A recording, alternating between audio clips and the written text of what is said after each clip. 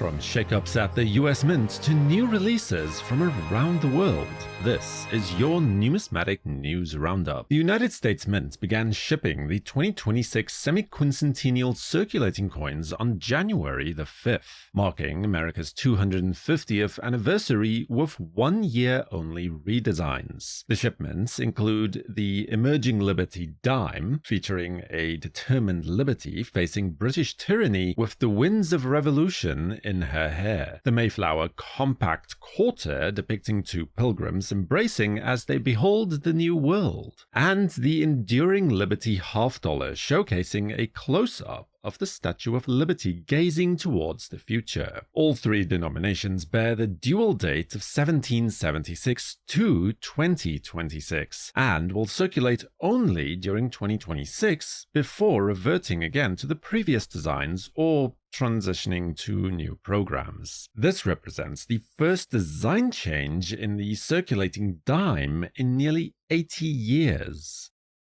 But while the United States is marking 250 years of independence, it's not the only nation using coins to honor service, sacrifice, and identity. North of the border, Canada is doing something just as deliberate. The Royal Canadian Mint issued commemorative coins celebrating the 100th anniversary of the Royal Canadian Legion on January the 13th.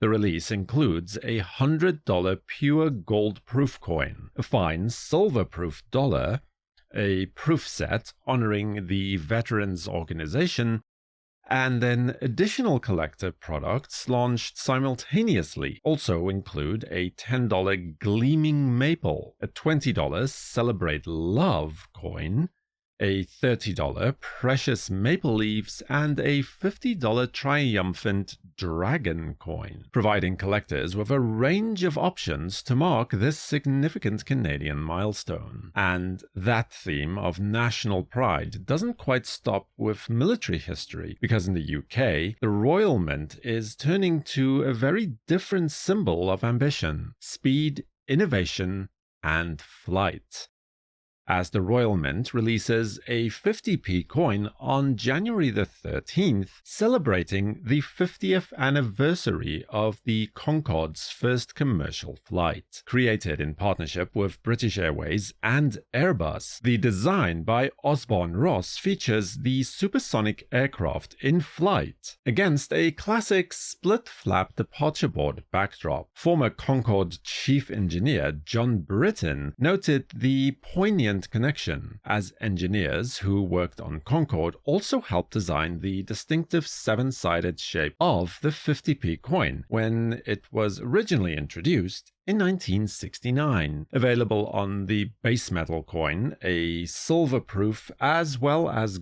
gold-proof editions starting at £15 each. The coin commemorates an aircraft that could cross the Atlantic in under 3.5 hours. But not every new release is about looking back. Some are about reinforcing where alliances stand right now.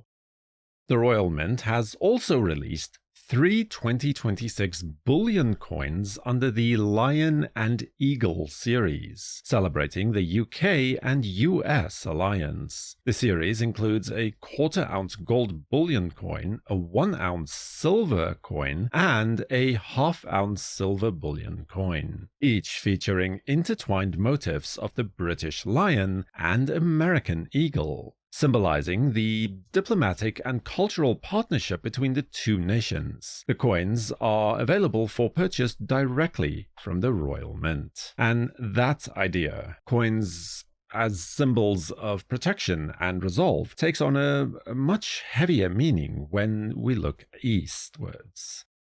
The National Bank of the Ukraine has released its annual Archangel Michael coin, featuring the patron saint with sword and shield, a long-standing national and spiritual symbol of protection. With a mintage of 3,500 coins, this popular series continues to offer collectors a piece of Ukrainian heritage and culture.